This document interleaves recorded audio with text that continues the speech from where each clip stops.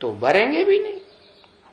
तो जो भिखारी है ना बच्चे, है वो जो भिखारी होते हैं वो तो बाहर खाते हैं, गंद खाते हैं, मूत पलीती बनते रहते हैं। तो देखो गाया भी जाता है क्या कि ये जो मूत पलीती बनते हैं इस दुनिया में, सिख लोग तो बहुत गाते हैं, मूत पलीती कपड़ धोती है। मूत पलीती जो बने उनको सदगुरु ने आकर के उनके शरीर रूपी कपड़ों को धोया है। अभी तुम बच्चों को इन कपड़ों को तो नहीं धोना है क्या?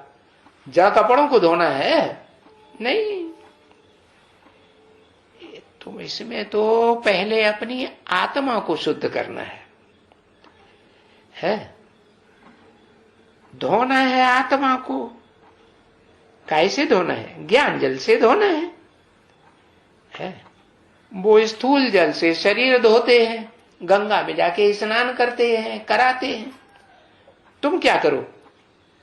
तुम ज्ञान जल से आत्मा को शुद्ध करते हो, करना ही है। तो जानते हो कि आत्मा शुद्ध कैसे होती है? गंगा में स्नान करने से, यमुना में स्नान करने से शुद्ध होती है, या ज्ञान जल में स्नान करने से शुद्ध होती है? और ज्ञान जल कहां से आता है? ज्ञान जल तुमने तो पक्का जान लिया, एक से आता है ज्ञान जल और अनेकों से आता है अज्ञान जल। तो शरीर को धोने के लिए गंगा में जाते हैं और कह देते हैं कि आत्मा तो निर्लेप है, आत्मा को कोई लेप छेप नहीं लगता, शरीर को लेप छेप लगता है, इसलिए शरीर को धोने के लिए हम जाते हैं। शरीर से मूत पलीती बनते हैं, शरीर की इंद्रियों से। वो तो आत्मा को ही निर्लेप कह देते हैं। अरे अब तुम बच्चों ने तो जान लिया कि लेप छेप तो आत्मा को ही लगता है। आजकल ये जो ज्ञान देने वाले हैं ना, वो सब कहते हैं आत्मा निर्लेप है। ये पाप तो सभी शरीर में आते हैं। तो जो शरीर में पाप आते, अरे भाई जो शरीर में पाप आते हैं, हाँ, उन शरीरों को भस्म कर दो तो पाप भस्म हो जाएंगे। ऐसे होगा क्या? हा? शरीर को भस्म करने से, चिता में जलाई देने से पाप भस्म हो जाएंगे? नहीं। अरे शरीर में जो आत्मा थी वो तो निकल गई है। पाप और पुण्य का जो भी तुम्हारा बैंक बैलेंस था वो सारा लेके चली गई। कोई शरीर में थोड़े ही पाप पुण्य रह जाता है। पाप पुण्य तो आत्मा के साथ ही गया, अगला जन्म ले लेती है। तो ये पाप सभी शरीर में नहीं, ये शरीर तो सभी खाक हो जाते हैं। उसको जाकर के स्नान कराओ, वो कोई पावन बन जाएंगे क्या शरीर?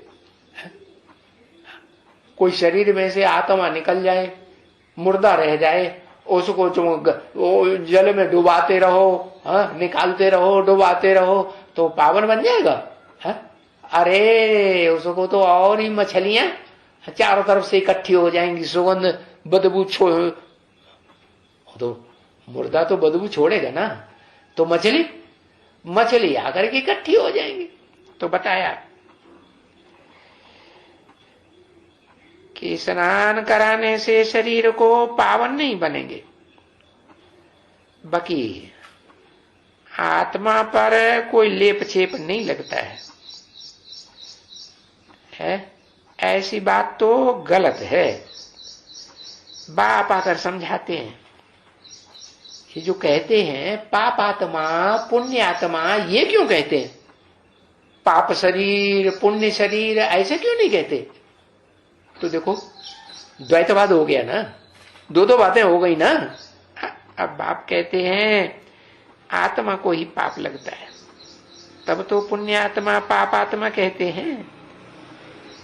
तो वो कहते भी हैं पुण्यात्मा पापात्मा, जवान से तो कहते रहते, लेकिन फिर अंदर से समझते कुछ नहीं कि आत्मा को पावन बनाना है या शरीर को पावन बनाना है। शरीर तो पावन बनने वाला है नहीं, शरीर तो सब पतित हैं, सड़ते जावेंगे, है दिन प्रतिदिन सड़ते जावेंगे। कब तक? जब तक आत्मा को पावन नहीं बनाया है। आत्मा पावन बनेगी तो शरीर भी निरोगी कंचन काया बनेगी या नहीं बनेगी? शरीर भी निरोगी कंचन काया बनेगी। सारी बात मन के बुद्धि के एकाग्र होने पर है। मन बुद्धि को एकाग्र करना है। क्या करना है? अपने को आत्मा समझना है और आत्मा ज्योति बिंदु को याद करते हुए है बाप को याद करना है। आत्माओं का जो बाप है ना, सब आत्माओं का बाप, जिसका कोई बाप नहीं, ऊंच ते ऊंच बाप को याद करेंगे तो आत्मा में जो पाप पुण्य है वो सब भस्म हो जाएंगे। पाप भी भस्म होंगे और इस दुनिया की किए हुए जो समझते हो कि हमने पुण्य किए हैं वो भी सब भस्म हो जाएंगे। तुम क्या बन जाएंगे? तुम पवित्र आत्मा बन जाएंगे।